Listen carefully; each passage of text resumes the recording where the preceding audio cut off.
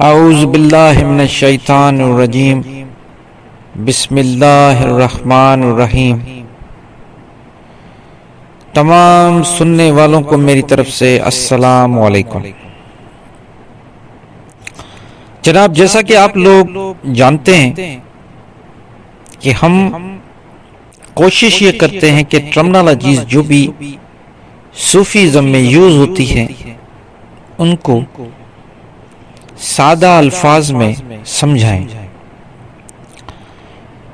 تو ذکر کا لفظ بہت استعمال ہوتا ہے روحانیت میں، اور مجھ سے کسی نے ایک سوال پوچھا کہ سانسوں کا ذکر اور قلبی ذکر، ان دونوں میں سے افضل کون سا ہے؟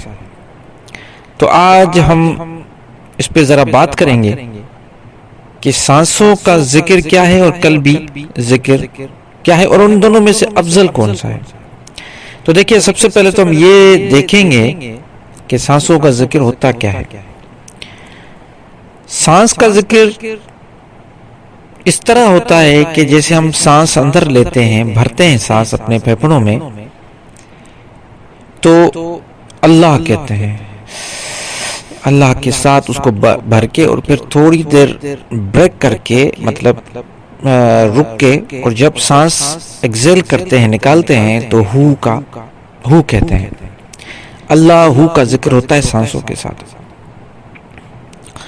یہ ہو گیا سانسوں کا ذکر۔ اور قلبی ذکر یہ ہے کہ اپنی دھڑکن، دل کی دھڑکن کے ساتھ اللہ اللہ کا کنیکشن جوڑ دیں۔ اب یہ دونوں اپنے اپنے حساب سے توجہ والے ذکر ہیں۔ اصل بات یہ ہے کہ آپ کے جس ٹائم بھی آپ کوئی بھی ذکر کریں، چاہے وہ سانسوں کا ہو، قلبی ہو، خفی ہو، اصل بات توجہ کی ہوتی ہے۔ ہم یہ ذکر کیوں کرتے ہیں؟ اصل ذکر کا مقصد کیا ہے؟ کیا اللہ کو خوش کر رہے ہیں، یا کوئی ایسا ورد وظیفہ ہے جس سے ہم اپنا کوئی کام نکلوانا چاہتے ہیں؟ لوگ ایسا کرتے ہیں، لیکن ایسا ہرگز نہیں ہے۔ اصل ذکر جو ہے، ہم ذکر اس لیے کرتے ہیں کیونکہ وہ ہستی ذکر اور یاد کے لائق ہے، اس کو 24 گھنٹے یاد رکھنا ہے۔ جس نے ہمیں اس قابل بنایا کہ ہم یہاں پہ دھرتی پہ گھوم پھر رہے ہیں، کھا پی رہے ہیں، یہ ساری نعمتیں اللہ کی نعمتیں سمیٹ رہے ہیں، اس کو یاد بھی نہ کریں، نمک حرام ہو جائے۔ ذکر اس لیے ہے، ذکر اس لیے ہے کہ ہم یاد کرنے کا مقصد یہ ہے کہ ہم غافل نہ ہو۔ یہ جو سانسوں کا ذکر ہے اور قلبی ذکر ہے جو ہر دم ہر پل چلتا ہے، اس کا مطلب ہے کہ ہم ایک پل کے لیے بھی اللہ کے یاد سے غافل نہ رہیں۔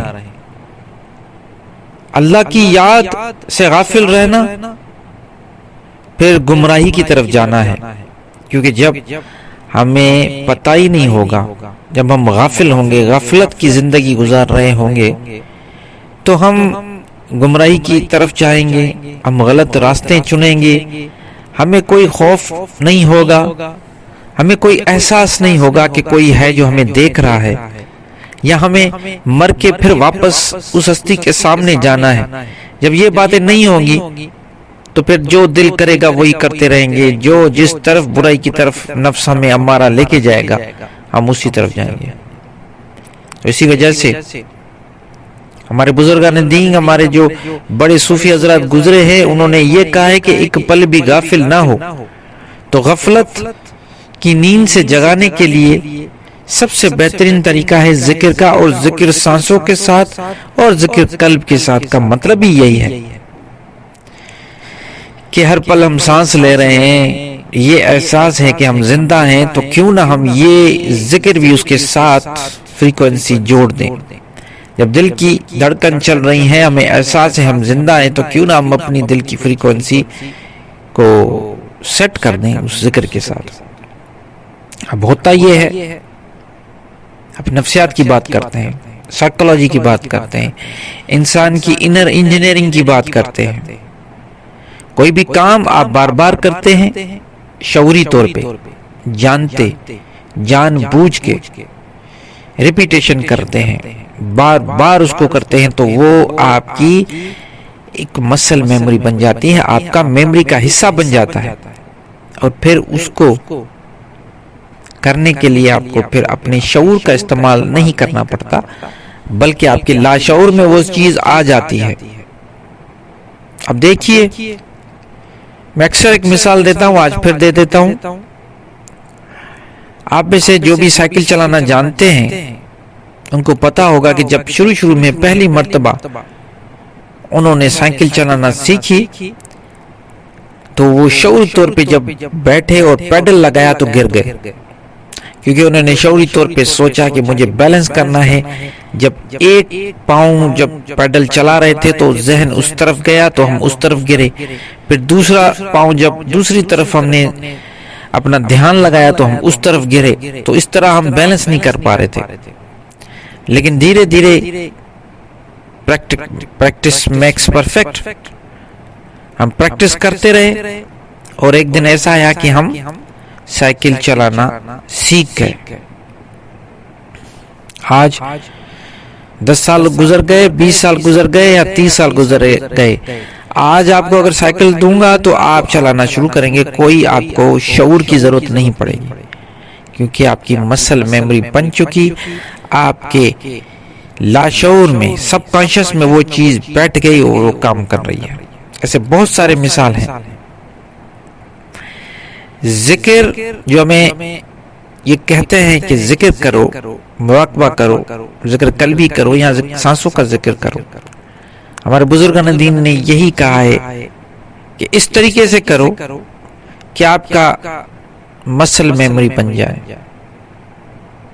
مسل میموری ایسے بن جائے کہ آپ ایک پل کے لیے جب اس طرف سوچو تو خود بخود آپ کے جو قلب ہے وہ بھی جاری ہو جائے، سانسوں کے ساتھ ذکر بھی جاری ہو جائے. کوئی آپ کو محنت کرنے کی ضرورت نہ پڑے، کوئی ایسی چیز نہ ہو جس سے آپ کو پھر بیٹھیں اور اللہ اللہ کرے. نہیں، جب ایک مرتبہ آپ اپنی کوشش کریں گے، بیٹھیں گے، شعوری طور پہ ذکر کریں گے تو یہ دونوں سانسوں کا ذکر اور دل کا ذکر دونوں سٹارٹ ہو جائیں گے. اب بات یہ ہے کہ افضل کون سا ہے؟ تو ذکر کسی بھی طریقے سے کرے وہ افضل ہوتا ہے. ہم یہ نہیں کہہ سکتے کہ یہ افضل ہے اور وہ کم ہے، نہیں، دونوں میں آپ کو فائدہ ہے.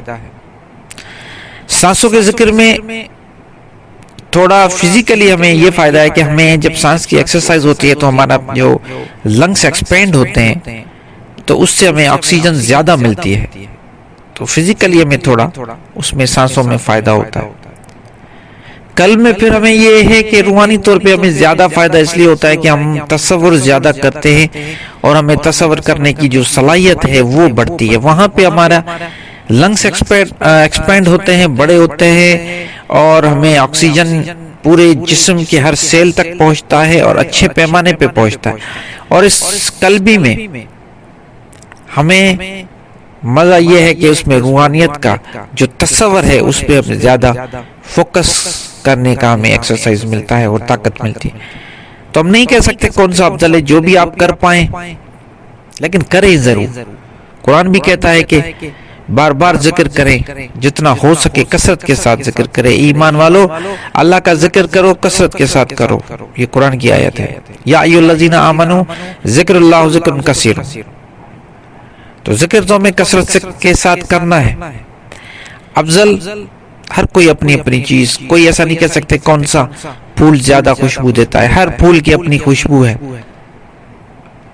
ہر پھول اپنے حساب سے خوبصورت ہے. تو سانسوں کا ذکر بھی کریں، ذکر قلبی کریں، ذکر خفی کریں، ذکر جہر کریں، کوئی بھی ذکر کریں، ذکر ضرور کریں جس سے آپ غافل نہ ہوں گے، غفلت کی زندگی سے نکل آئیں گے.